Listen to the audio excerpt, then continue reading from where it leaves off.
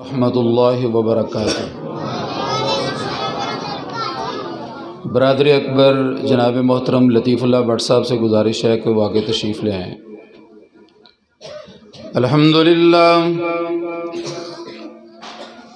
الحمدللہ نحمده ونستعینه ونستغفره ونؤمن به ونتوکل علیہ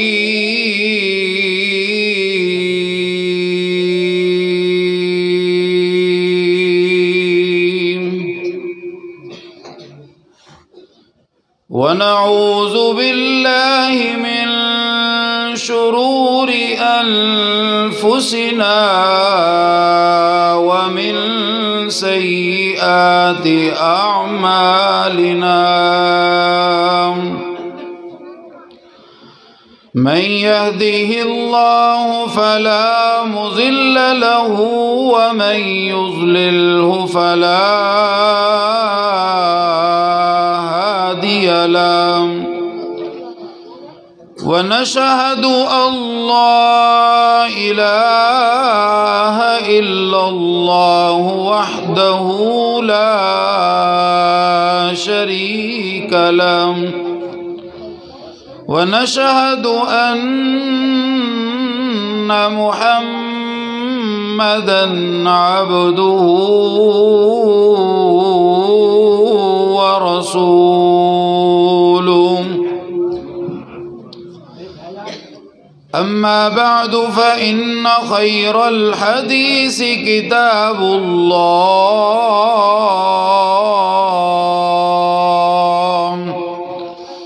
وخير الهدي هدي محمد صلى الله عليه وسلم وشر الأمور محدثاتها وكل محدثة بدعة وكل بدعة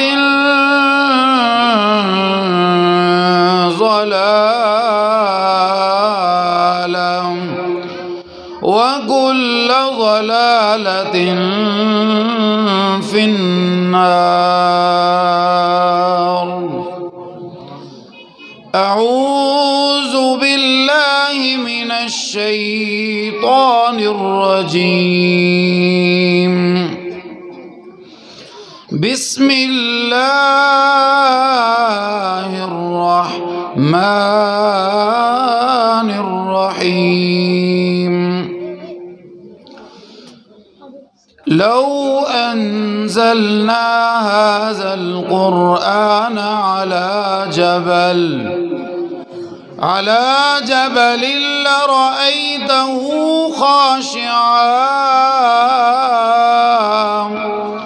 خاشعا متصدعا من خشية الله وتلك الأمثال نضربها للناس لعلهم يتفكرون۔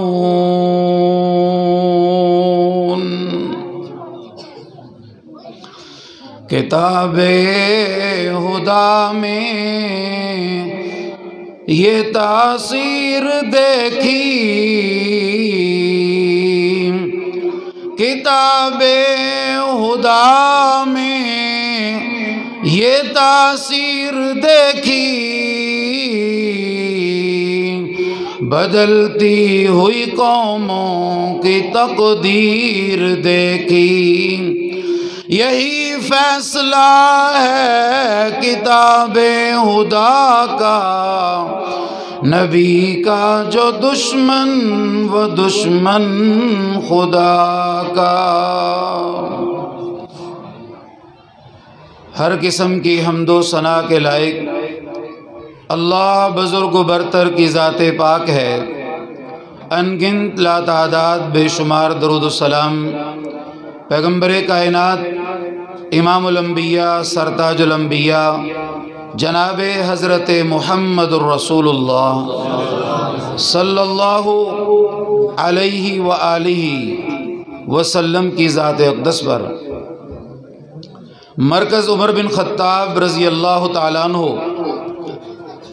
के अंदर पढ़ने वाले नाज़रतुल क़ुरान के तुलबा और हिफ्ज़ुल क़ुरान के तुलबा की ये तक़रीब एज़ाज़ है जिसमें मैं और आप जमा हैं। इस तक़रीब की शान और इसकी अज़मत ये भी है कि मराली वाला के इस इलाक़ा में कुरान मजीद फ़ुरक़ान हमीद को पढ़ने, समझने और अमल करने वालों की ये तक़रीब है अल्लाह के फ़ज़ल से। जिस दौर में लोग शैतान के अलाकार बनकर ज़िंदगी बसर कर रहे हैं, आलाते मौसीकी से अपने कानों को मुअत्तर कर रहे हैं और गुमराही के रास्ते पर चल रहे हैं, अल्लाह ने आपको, मराली वाला के इलाके को, मरकज़ उमर बिन ख़त्ताब की इंतज़ामिया को, मरकज़ उमर बिन ख़त्ताब के मुल्हिकीन घरों को, नमाजियों को, मुआविनीन को, मुदर्रिसीन को, असातिज़ा को अल्लाह ने यह शर्फ़ बख्शा है कल क़यामत के दिन जब आमाल तुल रहे होंगे, यकीनन आपका और मेरा यहाँ पर जमा होना मेरे और आपके लिए तोशे आखरत बन जाएगा। और इस तक़रीब का एक ख़ासा ये भी है कि अल्हम्दुलिल्लाह आपके इलाके में, आपके इस मुल्क में कुरान व सुन्नत, किताब व सुन्नत, अतीउल्लाह व अतीउर रसूल का नारा लगाने वाली जमात, मुख्तलिफ नामों से काम करने वाले अहबाब का ये इकट्ठ है और इत्तेहाद का मज़हर है अल्लाह के फजल से। और ये पैगाम है कि हम अपने असलाफ़ की औलादें हैं। हमारे असलाफ़ ने, हमारे बड़ों ने जिहाद के मैदान में भी काम किया है, किताब और सुन्नत की दावत के इबलाग का भी काम किया है, तबलीग दीन का भी काम किया है, इशाअत दीन का भी काम किया है। बालाकोट से अफ़गानिस्तान और अफ़गानिस्तान से कंधार तक आपके और मेरे असलाफ़ की तारीख़ गूंज रही है। लोग उनसे हिदायत पा रहे हैं, शिफा हासिल कर रहे हैं, अपनी ज़िंदगियों को मुअत्तर और मुनव्वर कर रहे हैं। और हम अपने असलाफ़ की इन रिवायात के अमीन हैं। हम जब तक जिंदा रहेंगे किताब और सुन्नत की सच्ची दावत का निज़ाम लोगों को समझाते रहेंगे, कुरान का फैज़ बांटते रहेंगे, सुन्नत रसूल की खुशबू से लोगों को मुअत्तर करते रहेंगे। पाकिस्तान के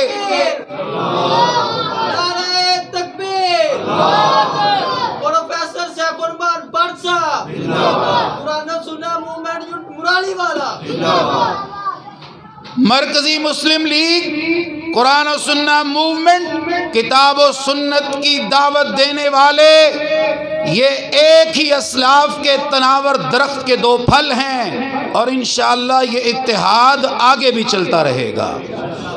हज़रात मोहतरम, मैं एक आम सा आदमी हूँ, लेकिन मेरी पहचान किताब और सुन्नत की दावत है। मेरे बड़े, हमारे असलाफ हज़ारा के इलाके से अल्लाह के दीन की सच्ची दावत लेकर पंजाब के मुख्तलिफ इलाकों में फैले। मेरे फूफा जान शेखुल हदीस हज़रत मौलाना अब्दुल हमीद हज़ारवी साहब 36 साल जामिया मोहम्मदिया की शेखुल हदीस की सीट पर बैठकर तदरीस करते रहे। शेखुल हदीस मौलाना मोहम्मद रफ़ीक साहब समुंदरी वाले अल्लाह के दीन की तबलीग करते रहे और दीगर मेरे वालिद गिरामी अल्लाह के दीन की दावत का काम करते रहे। कई किताबों के मुसन्निफ, आज मेरे लिए एजाज़ की बात है कि मैं नाचीज़ गुफ्तगू कर रहा हूँ और मेरे ख़ानदान के चश्मो चराग और सरखैल हज़रत मौलाना عبدالحکیم بٹ صاحب میرے چچا جان میرے دائیں طرف بیٹھے ہوئے ہیں، میرے کزن، میرے تایا چچا زاد اور میرے سگے بھائی میرے بائیں طرف بیٹھے ہیں۔ بھائی ملک نوریز صاحب دور دراز سے سفر کر کے تشریف لائے، جناب محترم راشد سندھو صاحب الحمدللہ موجود ہیں۔ آپ کیا اس عزم کا اظہار کرتے ہیں کہ ہمارا جینا اور ہمارا مرنا صرف اللہ کی کتاب قرآن کے لیے ہے، سنت رسول اللہ کے لیے ہے۔ قرآن مجید فرقان حمید اپنے اندر بہت ساری خوبیاں رکھتا ہے۔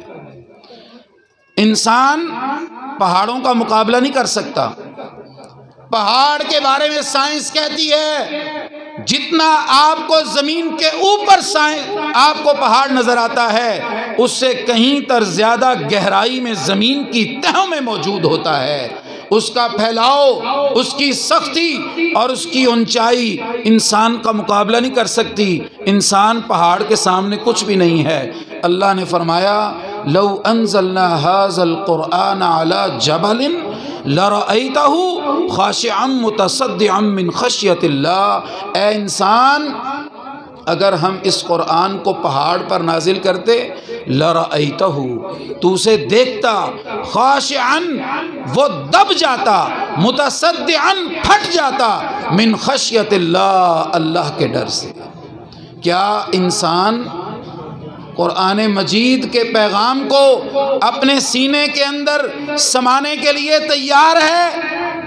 کیا پہاڑ کے اندر جتنی خشیت اور عاجزی اور ڈر اور خوف قرآن کے نزول پر نازل ہوتا اتنا ڈر انسان میں موجود ہے؟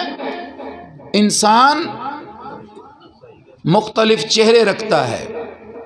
ہماری ایک ترتیب ہے، ہم جب گھر سے نکلتے ہیں جیسی محفل میں جاتے ہیں ویسا چہرہ لگاتے ہیں اور وہاں پر پہنچ جاتے ہیں۔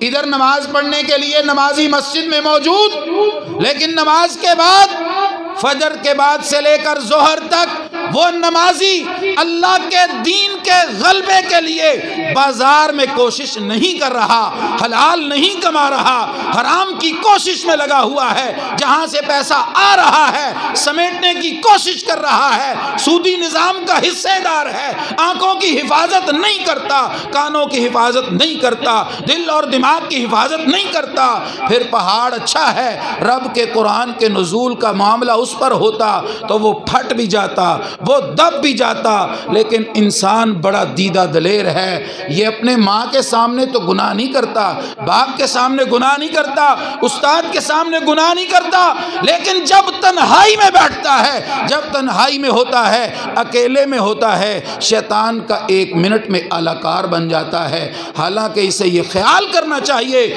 جب میں اکیلا ہوں تو میرے اللہ کی ذات میرے ساتھ ہے۔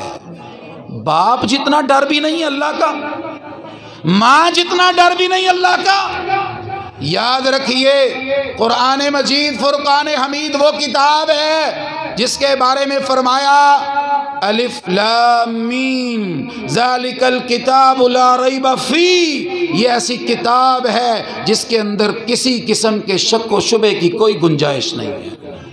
سورہ ہود الف لام را، حروف مقطعات، ان حروف کے معنی اللہ جانتے ہیں۔ کتاب احکمت آیاتہ ثم فصلت من لدن حکیم خبیر، یاد رکھو یہ ایسی کتاب ہے جس کی کتاب کی آیات حکمت سے بری ہوئی ہیں اور حکمت والے خبردار کی طرف سے ہر چیز کھول کھول کر بیان کر دی گئی ہے۔ اے انسان تیری ہدایت کے لیے میں نے قرآن کو نازل کیا۔ اور حضرت عمر فاروق رضی اللہ تعالی عنہ نے حدیث مبارکہ بیان فرمائی ان اللہ یرفع بہذا الکتاب اقواما ویضع بہ آخرین، بے شک اللہ اس کتاب حمید پر عمل کرنے کی بنیاد کے اوپر بے شمار قوموں کو عروج بخشتا ہے، بے شمار قوموں کو اس کتاب پر عمل نہ کرنے کی وجہ سے ذلیل اور پست کر دیتا ہے۔ آج کبھی محسوس نہیں کیا آپ نے کہ مسلمان ذلت و پستی کے گہرائی میں گرتے چلے جا رہے ہیں؟ عروج اور ترقی ان کے قریب سے نہیں گزر رہی۔ دنیا کے اوپر مسلمانوں کی تعداد اور قوت دوسرے نمبر پر ہے، 58 اسلامی ممالک ہیں، افواج ہیں، ٹیکنالوجی ہے، لیکن اللہ کے دین کی تابعداری نہ کرنے کی وجہ سے یہود و نصارہ کے پاؤں کی دھول بنا ہوا ہے مسلمان۔ ادھر سے اشارہ ہوتا ہے، بوٹ چاٹنا شروع ہو جاتا ہے۔ تہذیب ان کی ہے، تمدن ان کا ہے، کلچر ان کا ہے، اپنانے والا مسلمان نوجوان ہے، آنکھوں کی حیا نہیں کرتا، اس کی حفاظت نہیں کرتا، کانوں کی حفاظت نہیں کرتا، دل اور دماغ کی حفاظت نہیں کرتا، کاروبار کی حفاظت نہیں کرتا، بچوں کی حفاظت نہیں کرتا، بس ایسے ہی زندگی بسر کر رہا ہے جیسے جانور زندگی بسر کرتے ہیں، سوتا ہے، کھاتا ہے، پیتا ہے، اٹھتا ہے۔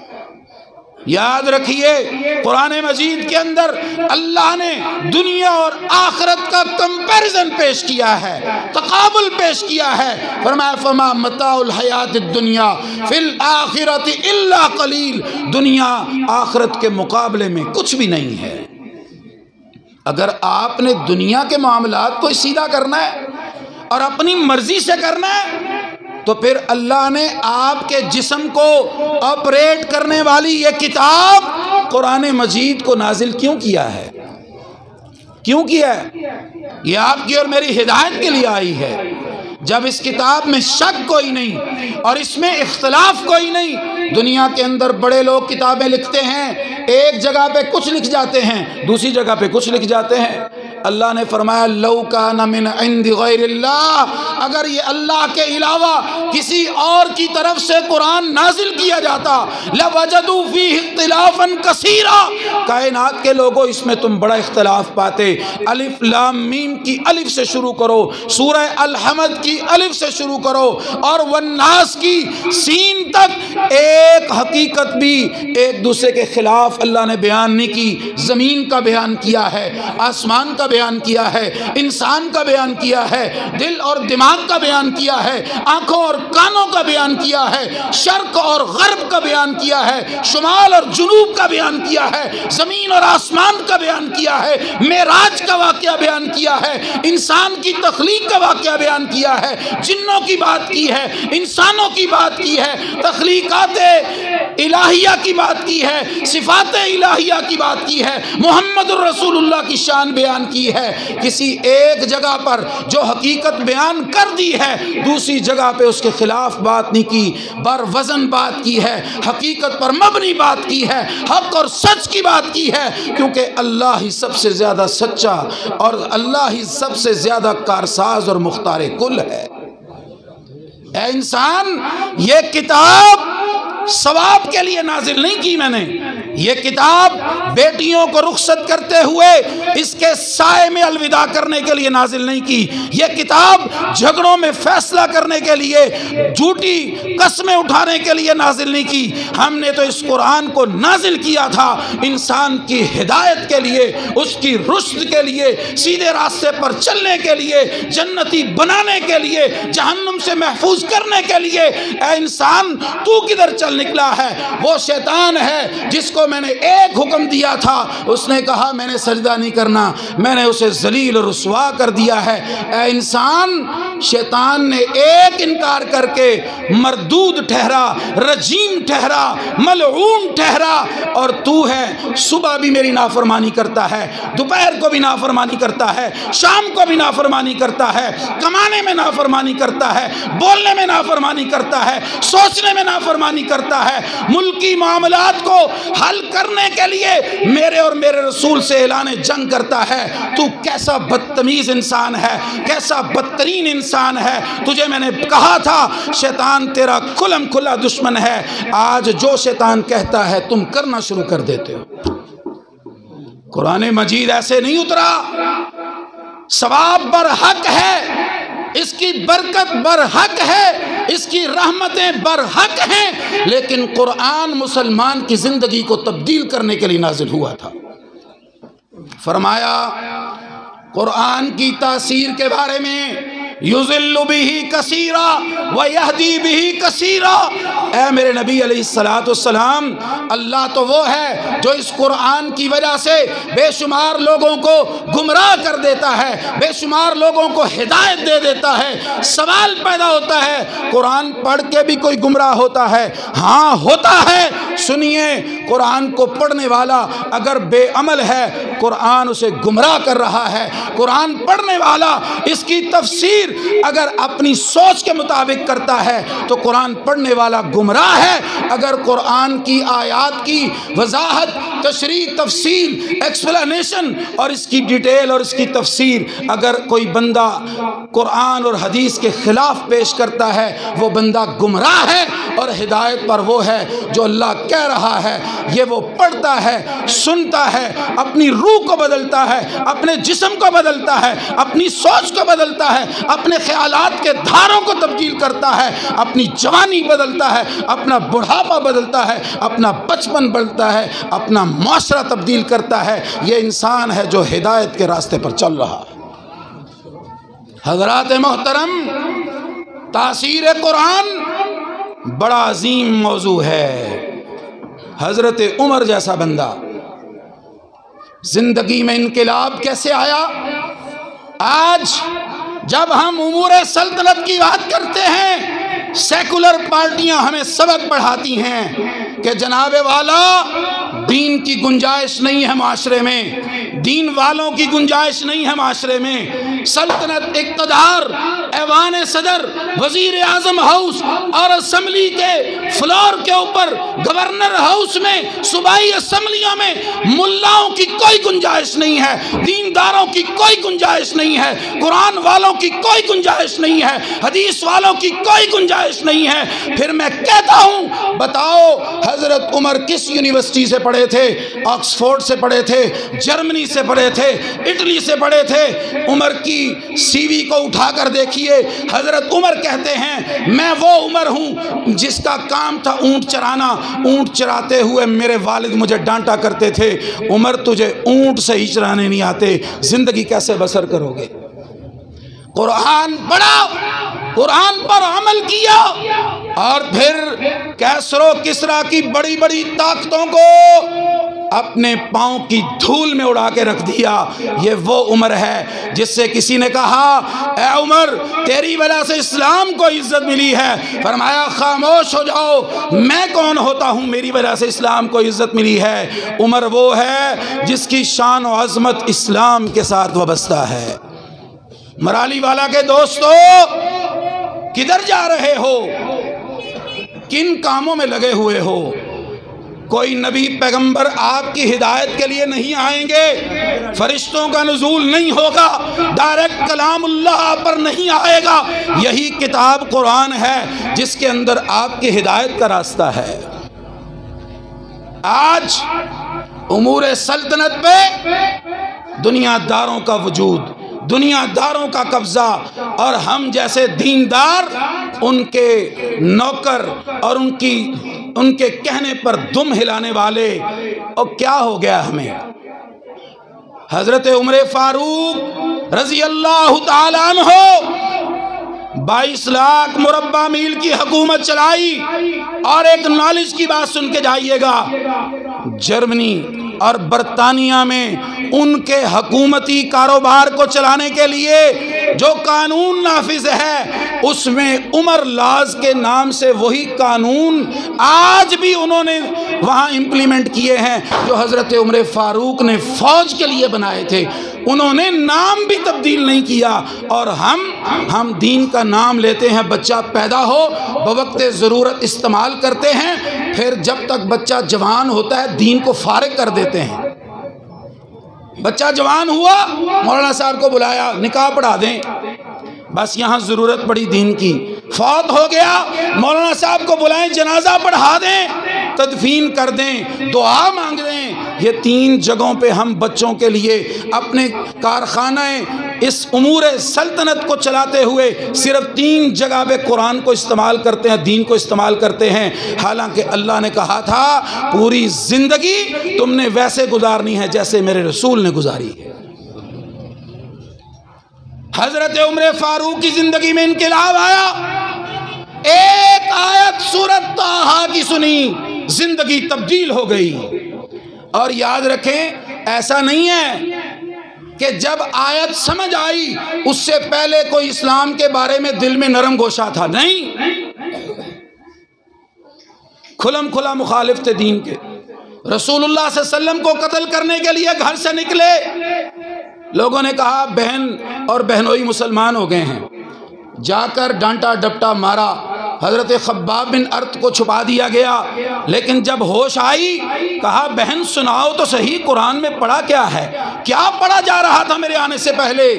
کہا غسل کیجئے، غسل کیا گیا، غسل کر کے آئے، قرآن کی سورۃ طٰہٰ کی ایک آیت سنی، اننی انا اللہ لا الہ الا انا فاعبدنی واقم الصلاۃ لذکری،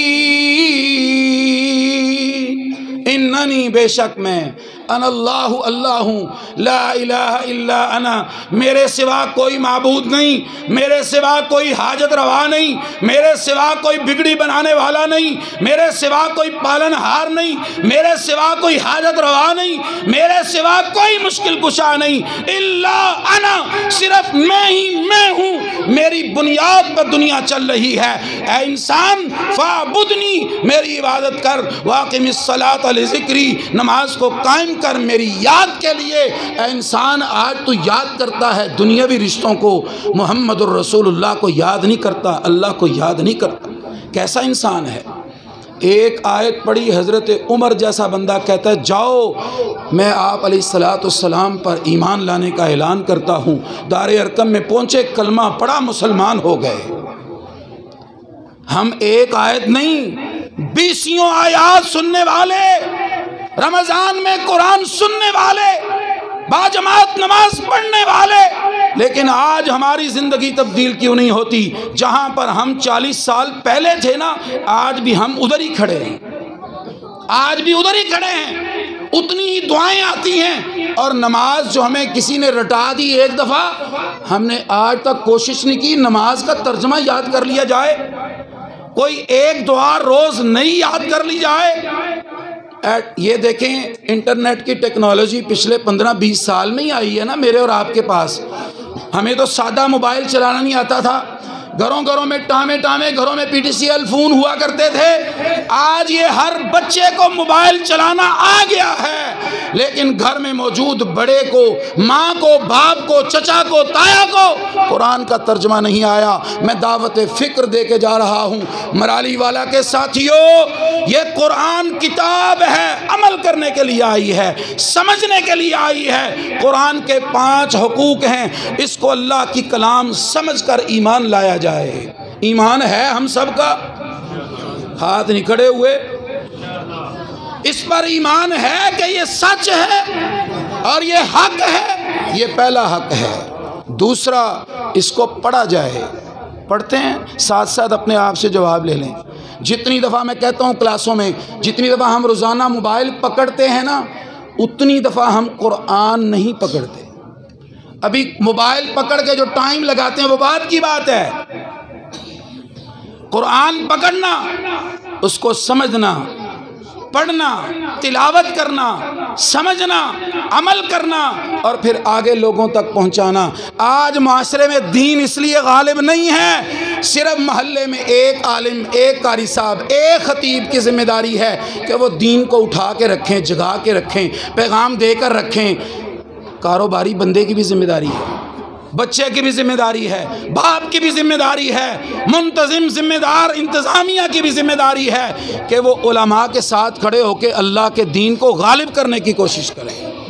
اس لیے میری آپ سے درخواست ہے، قرآن کو سمجھیے، قرآن پر عمل کیجئے، اپنی زندگی کا اوڑھنا بچھونا قرآن کو بنائیے، پھر انشاءاللہ یہ کیسر و کسرا اڑ گئے تھے حضرت عمر کے دور میں، امریکہ، اسرائیل، برطانیہ، رشیا، ہندوستان، ان سے بڑی طاقتیں اگر معرض وجود میں آئیں گی، انشاءاللہ مسلمان ان سے ٹکرا کے انہیں پاس کر دیں گے۔ جہاد کا جذبہ سینوں میں رکھیے، اللہ کے دین کے غلبے کی کوشش کیجئے، اور جن بچوں کو ناظرہ پڑھایا ہے، حفظ کرایا ہے، انہیں عالم دین بنائیے۔ عالم دین بھی با کردار عالم دین، مانگنے والا عالم دین نہیں، لوگوں کی جوتیاں اٹھانے والا عالم دین نہیں۔ سنو معاشرے والوں، اگر آپ نے اپنے عالم دین کی عزت نہیں کی، اس کا احترام نہیں کیا، اس کے جوتے نہیں اٹھائے، اس کی ضرورتوں کو بڑے اچھے طریقے سے پورا نہیں کیا، اللہ کے ہاں تم مجرم ٹھہرو گے۔ اللہ تمہیں اپنی عدالت میں کھڑا کر کے پوچھے گا۔ عالم دین کی خدمت تمہاری ذمہ داری تھی، اس کی عزت تمہاری ذمہ داری تھی، رسول اللہ کی داڑھی کو چہرے پر رکھنا تمہاری ذمہ داری تھی، آنکھوں میں حیا پیدا کرنا تمہاری ذمہ داری تھی، بیٹیوں کو پردہ کروانا تمہاری ذمہ داری تھی۔ ساری ذمہ داری عالم خطیب پہ ڈال کے تم بری ذمہ نہیں ہو سکتے۔ اللہ تعالیٰ مجھے اور آپ سب کو عمل کی توفیق عنایت فرمائے۔ قرآن و سنہ موومنٹ پاکستان ملک کے اندر دین اسلام کے غلبے کی آواز ہے۔ اور سنیے، سود کے خلاف ہم بات کر رہے ہیں، اللہ اور اس کے رسول کے خلاف اعلان جنگ بند کر دو۔ ہم یہ بات کہہ رہے ہیں، عدالتوں کے اندر سے جو فیصلے آ رہے ہیں، ان فیصلوں سے کتاب و سنت کی نفرت جھلک رہی ہے۔ اے قاضی القضاء، چیف جسٹس فائز عیسیٰ صاحب، اپنے فیصلے کو واپس لے لو، وگرنہ تمہیں بلوچستان کی گلیوں میں ہم گھسیٹیں گے انشاءاللہ۔ اور سیاسی پارٹیوں، تم بھی اپنا قبلہ درست کر لو۔ رسول اللہ نے فرمایا تھا وہ قوم کبھی فلاح نہیں پا سکتی جس کی سربراہ جو ہے وہ عورت ہو، اور پنجاب کی وزارت اعلیٰ کے لیے ایک عورت کا نام پیش کیا گیا ہے۔ وہ عورت ماں بھی ہے، بہن بھی ہے، بیٹی بھی ہے، سب کچھ ہے، ہم احترام کرتے ہیں، لیکن کیا کریں، رسول اللہ کی حدیث کی مخالفت برداشت نہیں کر سکتے۔ سڑکوں پر نکلنا پڑا نکلیں گے، احتجاج کرنا پڑا کریں گے، لیکن رسول اللہ کی حدیث کا جھنڈا لہرا کے چھوڑیں گے۔ پنجاب لکھ لیجئے، 5 سال حکومت رہے گی، 10 سال رہے گی، اس پنجاب کا پٹھا صرف اس لیے بیٹھے گا کہ رسول اللہ کی ایک حدیث کی مخالفت کی گئی ہے۔ اور جو درباری مولوی ہے نا، وہ بھی سوچ لیں ہم نے اپنی قبر میں جانا ہے کہ ان کی قبر میں جانا ہے۔ وآخر دعوانا الحمدللہ رب العالمین۔